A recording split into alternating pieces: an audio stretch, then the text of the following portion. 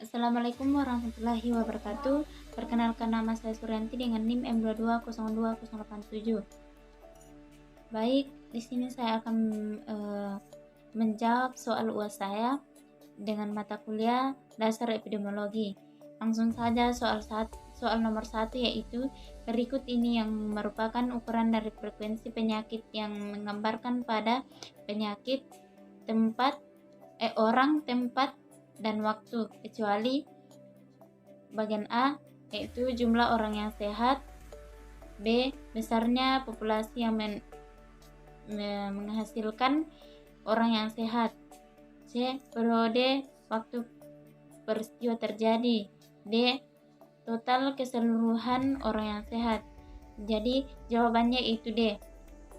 Nomor 2, pernyataan berikut ini yang benar untuk mengukur rate adalah A, suatu ukuran frekuensi di mana suatu peristiwa terjadi dalam populasi ditetapkan dalam suatu periode tertentu. B, pembilangannya bukan dari penyebutnya. C, ukuran insiden. D, ukuran prevalence. Jadi jawaban saya itu A. Nomor 3, pernyataan berikut ini yang benar untuk mengukur ratio adalah A, suatu ukuran frekuensi di mana suatu peristiwa terjadi dalam populasi ditetapkan dalam suatu periode tertentu. B, pembilangannya bukan bagian dari penyebutnya. C, ukuran insiden. D, ukuran reference. Jadi jawaban saya itu B. Nomor 4, yaitu dalam suatu KLB penyakit tipus, jumlah penderita laki-laki sebanyak 30 orang dan jumlah penderita perempuan adalah 15 orang. Maka ratio penderita laki-laki dan perempuan adalah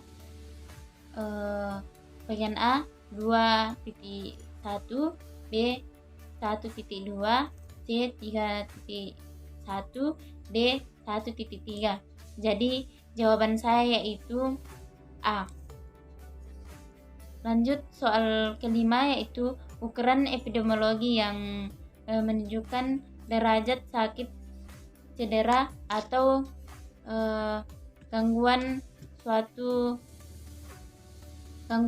populasi yang mengacu pada angka kesakitan, yaitu jumlah orang sakit dibandingkan dengan populasi tertentu yang seringkali merupakan kelompok yang sehat atau kelompok berisiko adalah bagian A, yaitu mortalitas, B, morbilitas, C, numerator, D, denominator.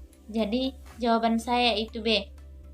Soal nomor 6, yaitu kasus baru suatu penyakit pada populasi berisiko dalam periode jangka waktu tertentu disebut bagian A, itu prevalence, B, morbilitas, C, incidence, D, numerator. Jadi jawaban saya itu C. Lanjut nomor 7, merupakan orang yang diamati apakah mengalami sakit atau tidak selama waktu 7 tahun.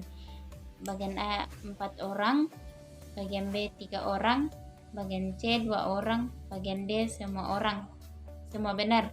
Jadi jawaban saya itu D. Lanjut soal nomor 8, yaitu suatu ukuran dalam epidemiologi yang dapat memberikan derajat atau penularan suatu penyakit di mana penggunaannya khusus pada kejadian, waktu, atau KLB. Salah satu ciri adalah semakin tinggi nilainya, malah semakin tinggi pula kemampuan penularan penyakit tersebut. Jadi bagian A itu aclak, B aclak rate, bagian B itu insiden rate, bagian C itu secondary attack rate, bagian D itu semua benar. Jadi jawaban saya itu bagian C. Nomor 9, yaitu suatu kejadian keracunan makanan terjadi pada tamu undangan di suatu pesta pernikahan, tetapi ternyata ada juga yang terkena keracunan makanan, bukan karena makanan yang berasal dari pesta. Perhatikan tabel yang jenis makanan ini. Jadi jenis makanan salak, krecek, yang makan yang sakit itu 30, dan yang makan salak dan sakit itu 30 orang. Jadi yang makan krecek 16 orang, yang tidak sakit 70 orang, yang tidak sakit yang memakan krecek itu 84. Jadi jawaban saya itu populasi berisiko yang makanan salak adalah 100 orang. Bagian B populasi berisiko yang tidak makan salak ada 40 orang. Bagian C aclak rate beracun makanan krecek 16 orang. Bagian D itu semua benar. Jadi jawaban saya yaitu bagian C. Lanjut, nomor 10 yaitu dalam epidemiologi jumlah orang yang terkena penyakit kasus lama dan baru dibandingkan dengan jumlah penduduk dalam periode waktu tertentu disebut dengan A. Prevalence, B. Mortalitas, C. Insiden, D. Numerator. Jadi jawaban saya yaitu A. Soal nomor 11 yaitu ukuran prevalensi penyakit dapat digunakan untuk bagian A. Menggambarkan tingkat berhasilan program pemberantasan penyakit. B. Menyusun perencanaan pelayanan kesehatan, misalnya penyediaan obat-obatan, tenaga kesehatan, dan sarana kesehatan. C. Menyatakan banyaknya kasus yang dapat diagnosis. D. Semua benar. Jadi jawaban saya itu D. Lanjut, soal nomor 12. Suatu penelitian dilakukan untuk mengamati 50 orang yang berlangsung pada tahun 2010 sampai 2014. Berdasarkan catatan medis, ditemukan 10 orang yang sedang mengalami sakit yang diamati.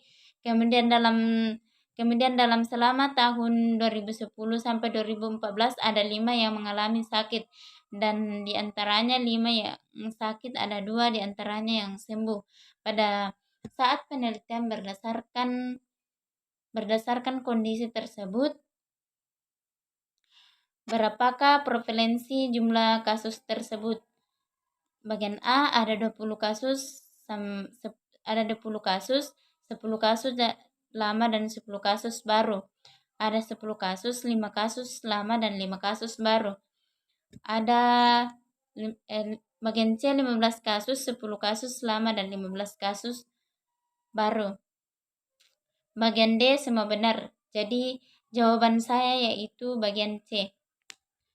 Nomor 13 yaitu Rute rate adalah jumlah semua kematian yang ditemukan pada jangka waktu umumnya 1 tahun dibandingkan dengan jumlah penduduk pada pertengahan waktu yang bersangkutan.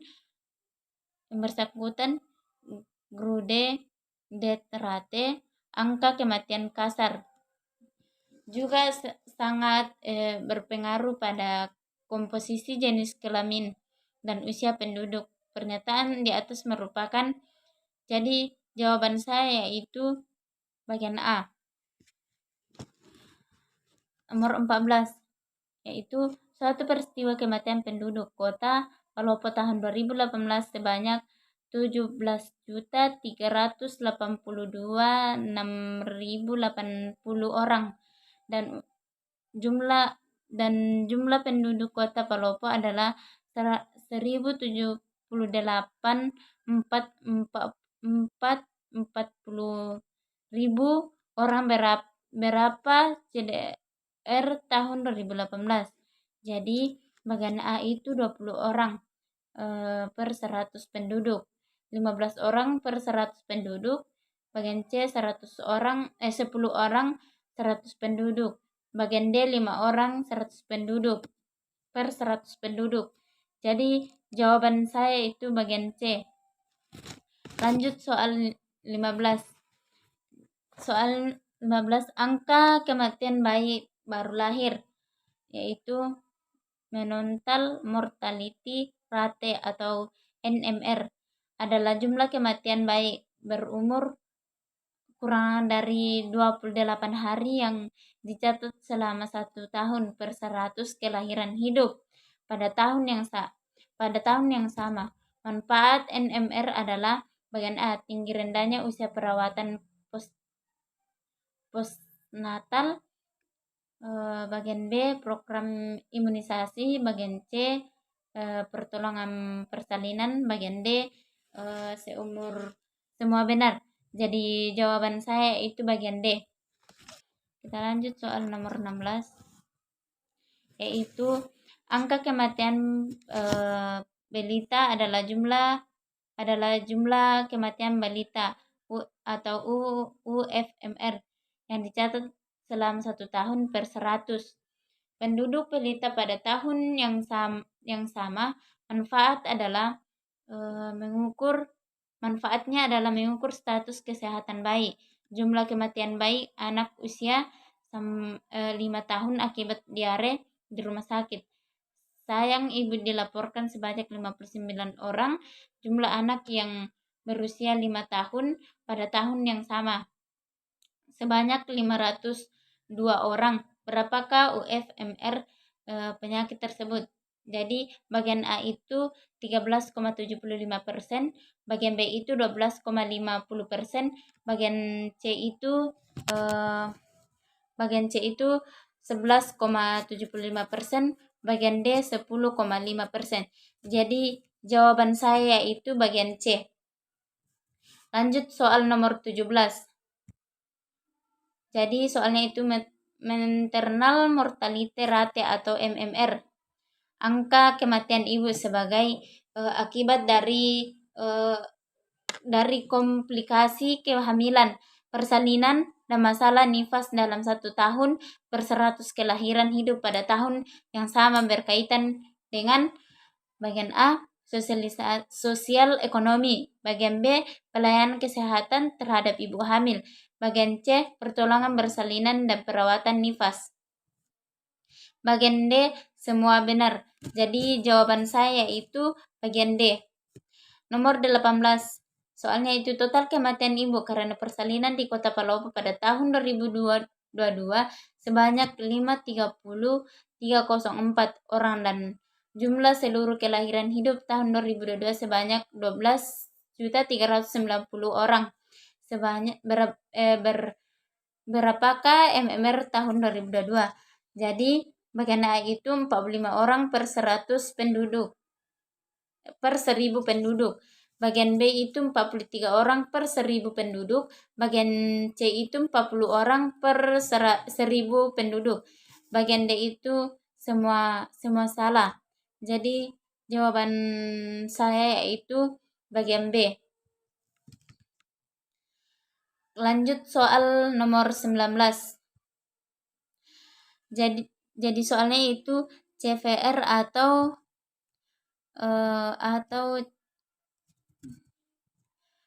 case fatality rate adalah perbandingan antara jumlah seluruh kematian karena suatu penyebab penyakit tertentu dalam 1 tahun dengan jumlah penderita penyakit tersebut pada tahun yang sama. Case fatality rate digunakan untuk mengetahui penyakit dengan tingkat kematian tinggi atau tingkat keparahan kefatalan suatu penyakit. Jadi bagian A itu benar, bagian B itu salah. Jadi jawaban saya itu bagian A. Nomor 20. Jumlah kematian akibat gagal ginjal akut di rumah sakit Sayang Rakyat dilaporkan sebanyak 50 orang dan pasien yang dirawat dengan penyakit yang sama sebanyak 112 orang. Berapa CVR penyakit tersebut? Jadi bagian A itu 60%, B 50%, C 40%, D 30%. Jadi jawaban saya itu B. Sekian dari jawaban saya. Kurang dan lebihnya mohon dimaafkan. Wabillahi taufiq wal hidayah. Wassalamualaikum warahmatullahi wabarakatuh.